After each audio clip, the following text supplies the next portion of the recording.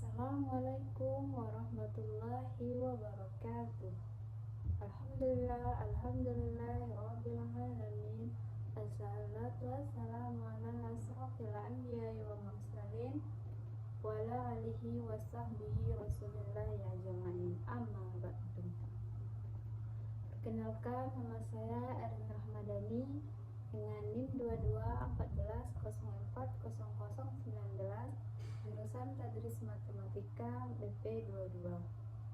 Sini saya akan membacakan hadis tentang etika berdiaman untuk memenuhi mata kuliah hadis tarbawi. Baiklah, saya akan membacakan hadisnya. A'udzubillahi minasyaitonirrajim. Bismillahirrahmanirrahim. Hadisu Abi Ayyub al-Ansari radhiyallahu anhu anna Rasulullah sallallahu alaihi wasallam qala la yahillu muslimin an yahjura akhahu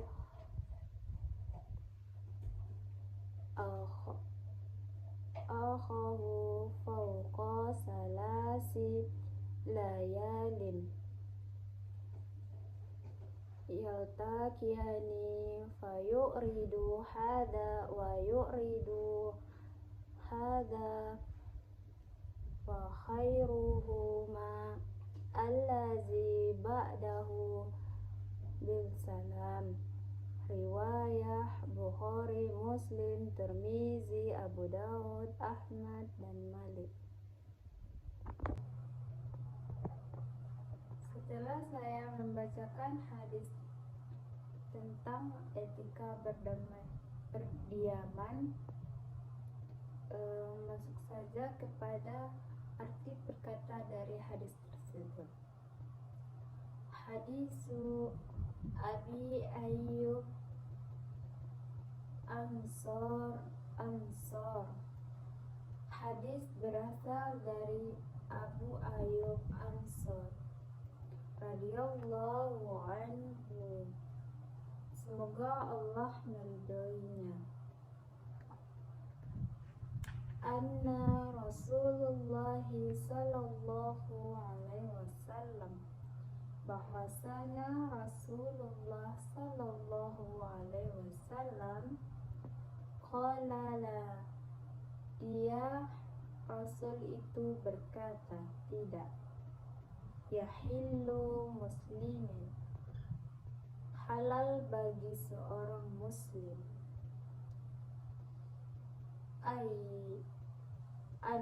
yahjura, bahwa dia menjauhi akhahu, saudaranya,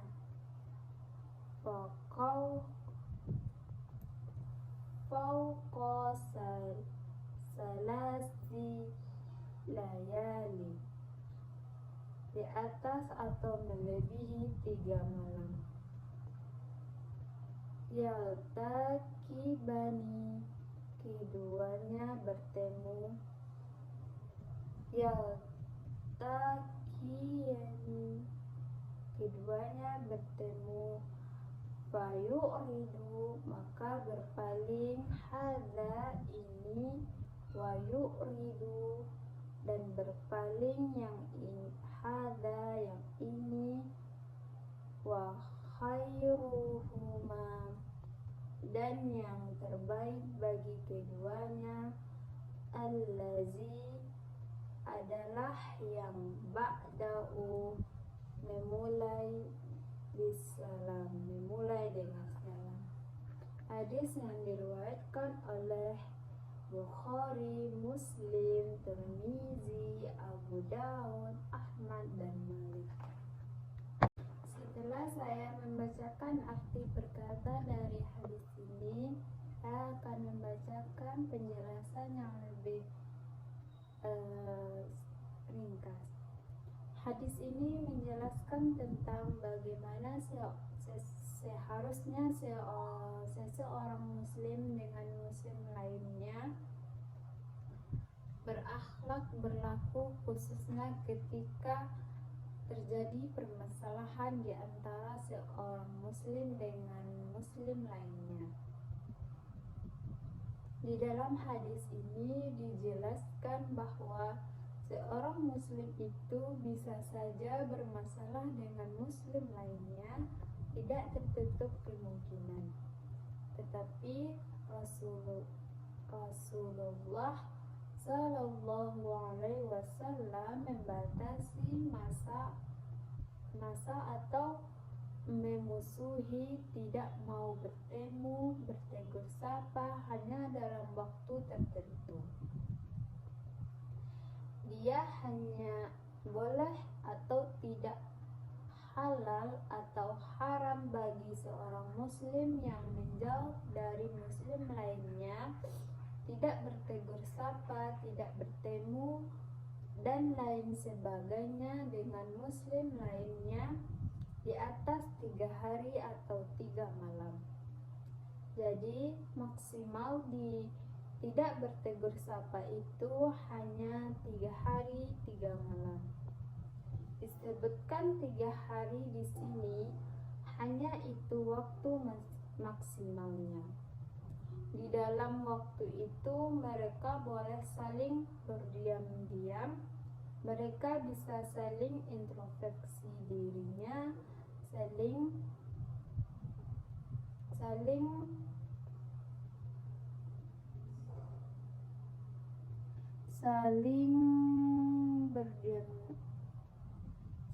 masalahnya dengan orang tersebut apa jalan keluarnya. Setelah itu haram bagi jika telah lebih dari 3 hari itu. Dan terbaik dari keduanya yaitu yang memulai terlebih dahulu mengucapkan salam, dan yang terbaik dari kedua orang yang berselisih itu yang lebih dahulu mendatangi yang lainnya. Kaitan hadis ini dengan pendidikan. Yang pertama, hadis ini menjelaskan tentang materi pendidikan. Dalam hadis disebutkan tentang materi pendidikan akhlak. Hadis ini mengajarkan bagaimana seorang muslim terhadap muslim lainnya. Yang kedua, hadis ini membicarakan tentang prinsip-prinsip sebuah pendidikan. Ada 3 prinsip yang dijelaskan oleh hadis ini ketika seseorang atau tentang pendidikan. Yang pertama, hadis ini mengajarkan bahwa pendidikan itu mesti sesuatu yang manusiawi, yang apa adanya, yang sesuai dengan keadaan atau konteks manusia. Pendidikan tidak boleh lepas dari keadaan manusia. Yang dimaksud dengan keadaan manusia di sini adalah bahwa dalam kehidupan ini kita mengalami pasang surut hubungan satu sama lain. Jadi pendidikan akhlak yang diajarkan hadis itu menafikan itu. Jadi seseorang muslim tidak digambarkan dia tidak boleh sampai dalam keadaan tidak bermasalah dengan siapapun. Tapi keadaan hubungan baik ada aturannya. Keadaan ketika hubungan tidak baik ada juga. Jadi didik untuk 2 keadaan. Pendidikan seperti itulah yang bisa diikuti. Yang kedua, prinsip pendidikan yang diajarkan di sini adalah bahwa pendidikan itu memberikan kesempatan kepada peserta didik untuk berproses sendiri. Jadi seorang guru tidak boleh sesukanya saja menetapkan target dan kapan ini mesti dicapai. Memang tidak berteguran itu suatu yang dilarang. Ketiga, sebaik-baik orang yang mendapatkan Manfaat dari pendidikan itu adalah mereka yang sesegera mungkin berubah. Jadi prinsip yang diajarkan di sini, kalau bisa berubah ke arah yang lebih baik dan cepat, itu lebih bagus dilakukan. Sekian yang dapat saya sampaikan, semoga bermanfaat. Assalamualaikum warahmatullahi wabarakatuh.